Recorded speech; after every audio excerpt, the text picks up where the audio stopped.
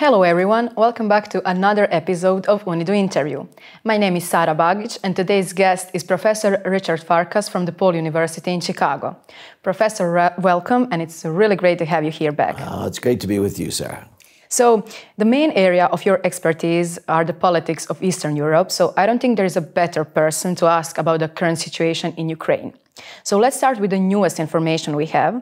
Ukraine agreed to 30-day ceasefire, and American representatives are currently in Moscow and trying to get to the terms for peace with Russians. What do you think is going to happen? Will Russia accept that agreement, and does that mean the war will finally end? This morning, Russia even gave their terms for peace.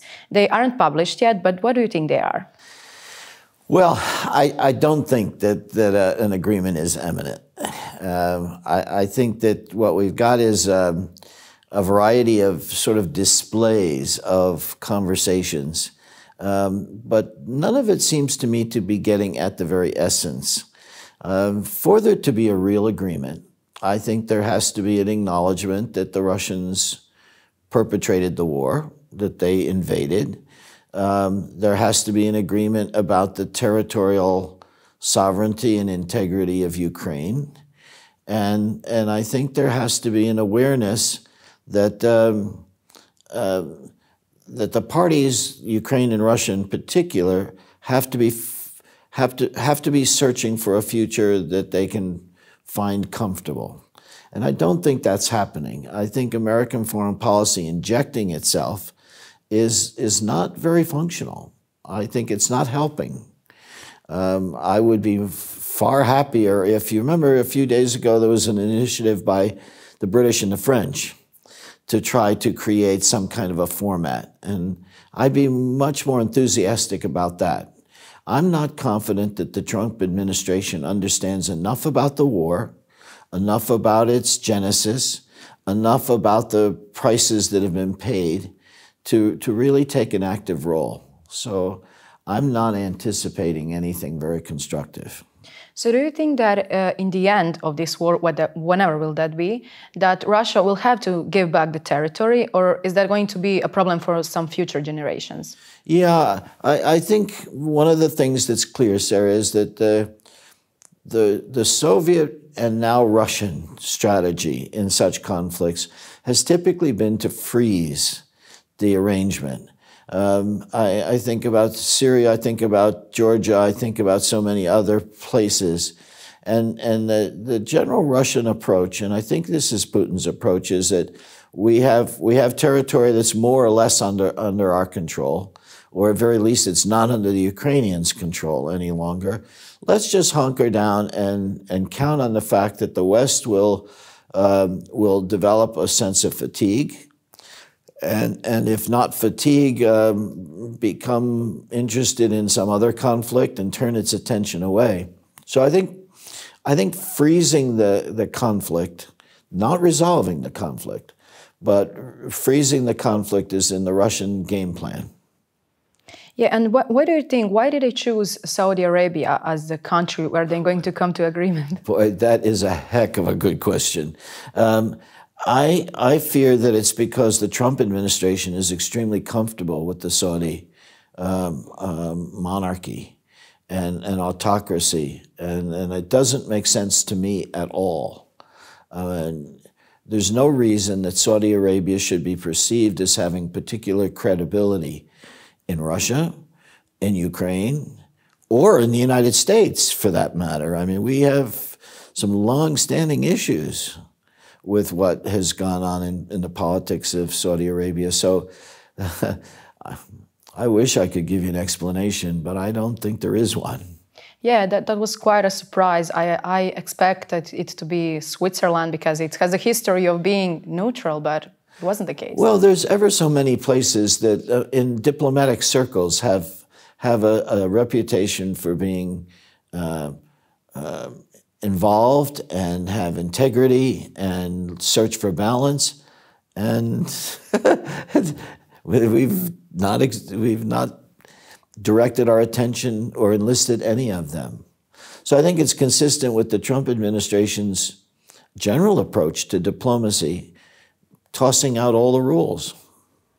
Yeah, I mean, we could see that he is not a good diplomat. When Zelensky was in the White House 2 weeks ago, he wasn't even allowed to speak and say almost anything in his defense because of the President Trump and Vice President Vance and other administration members. They were not polite and I would say arrogant. They were commenting his clothes and saying that he isn't thankful. So how do you think that kind of relationship between the two of them can impact the effectiveness of diplomatic efforts to resolve the conflict? Well, let me say generally, I and most of the people who I think make a serious effort to try to understand these things were singularly embarrassed by the American conduct in that meeting, whatever you want to call it. It appeared to me to be designed not to be productive. It appeared to be conceived as an aggressive and an intimidating effort on the part of both the vice president and the president to cast Zelensky in the most negative light. Now, nothing that was said about Zelensky or said to him was based on any kind of real effort to understand the nature of what Zelensky was there for. And so there was no agenda from the American perspective except to embarrass and intimidate him. None of those other things have much to do with anything. I mean, the notion that he didn't say thank you, that's nonsense. He has from day one indicated that a country at war clearly understands the degree to which it relies on other places for help and support. The whole notion about what one appears, the notion that Trump indicted him as a dictator unwilling to have elections, it just shows how little President Trump understands about the dilemma that Zelensky and Ukraine find themselves. And there's incredible irony, isn't it? I mean, President Trump came to the presidency with less experience than Zelensky.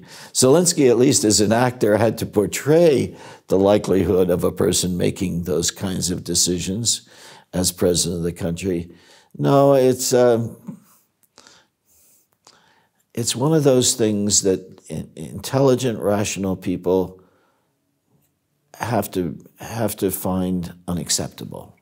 Yeah, I mean, that meeting looked like Trump only repeated the same kind of words. And I even heard information that they gave Zelensky a bigger chair so that he would look smaller than Trump in the smaller chair. Yeah, all I can tell you is, you know, from some of the conversations we've had, I think democracy has to start with civility. Without having civil dialogue, without having approaching one's relationship in a civil framework, you can't have dialogue and you can't have compromise.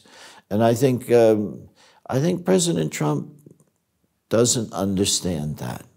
The labels he uses and the words that he characterizes people with, not just Zelensky, but many others, are just unacceptable in mature political dialogue.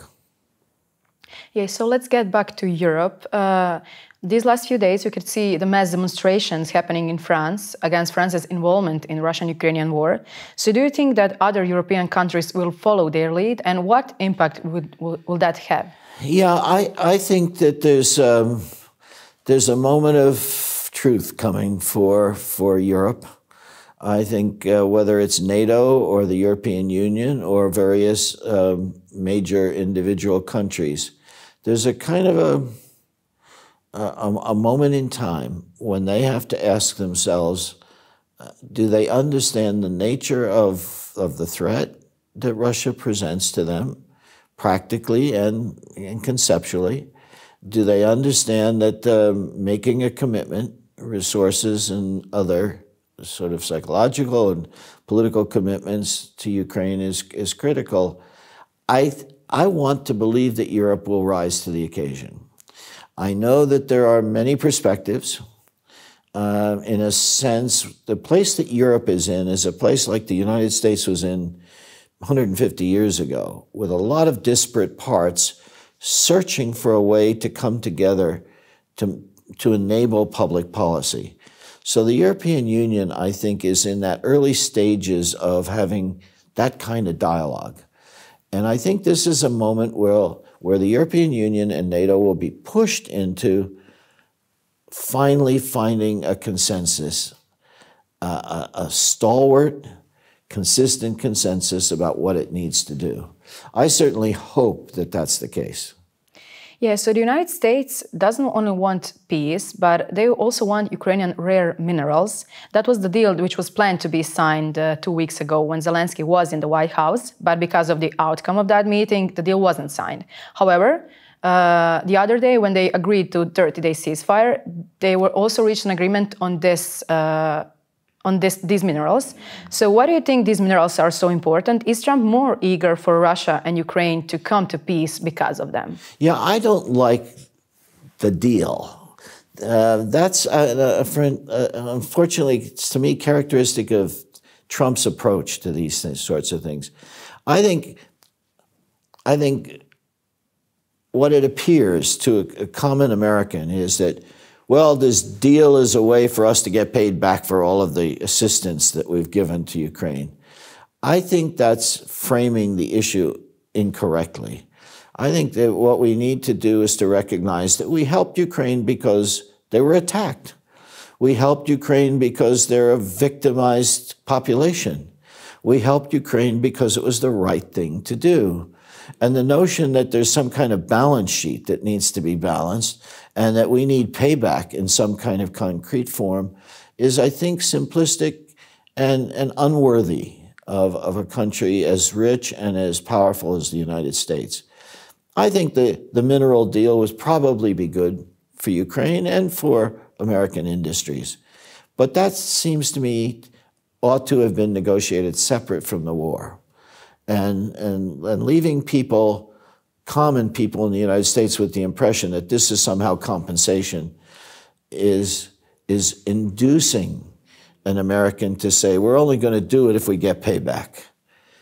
That seems to me not what the Ukraine war is about. Yeah, I mean, it should be like about doing the right thing and helping people who are attacked, I think, 3 years now? Yes, more than 3 years. More than 3 years now. More than 3 years. So, I mean, it's happening very close to us where we are right now. So I think it's really important for Europe to come to some kind of agreement and support Ukraine to the end. Yeah, I think by putting a commercial dimension into it, we're minimizing the human dimension that is so very important. It's caring about people's lives and the integrity of their society that should cause us to commit. And I think from the very beginning, the commitment has not been as formidable and consistent as it needed to be. So in the end, we have to go back to the United States. And 2 months ago, on Trump's inauguration day, in the first row, we could see some of the wealthiest people in the world. And those were Elon Musk, who is even in Trump's administration, Jeff Bezos and Mark Zuckerberg. So do you think that they were there for some specific reason? And are they going to rule the United States alongside Trump? Yeah, that's really one of the more important things that we ought to be talking about, Sarah. Money in general has replaced the individual and concepts in politics. Musk just announced that he's giving $100 million to the Trump administration to be able to get some of these things done. At every level of government in history, money has been a corrupting influence in politics, and political systems that are healthy make rules to try to minimize the role of raw money and translating itself into raw power.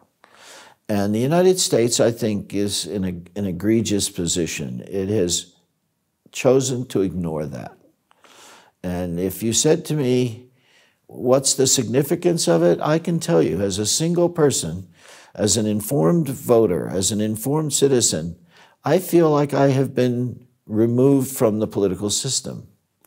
I'm now on the output side. I'm the victim of whatever the administration decides to do. I have lost my voice, primarily because someone that gives $100 million to the administration is perceived as far more significant.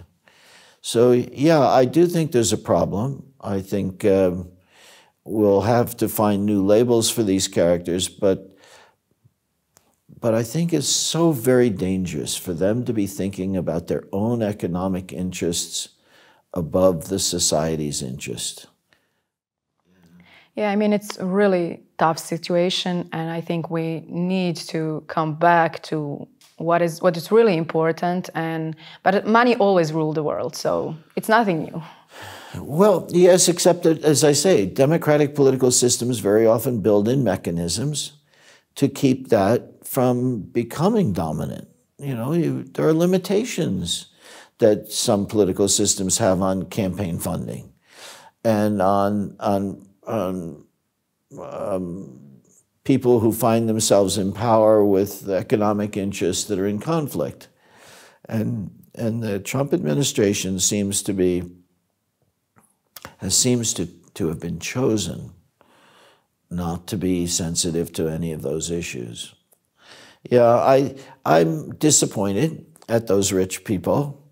They appear to be like many people in the Congress, the Senate, and the House of Representatives. They go along to get along in their own self-interest.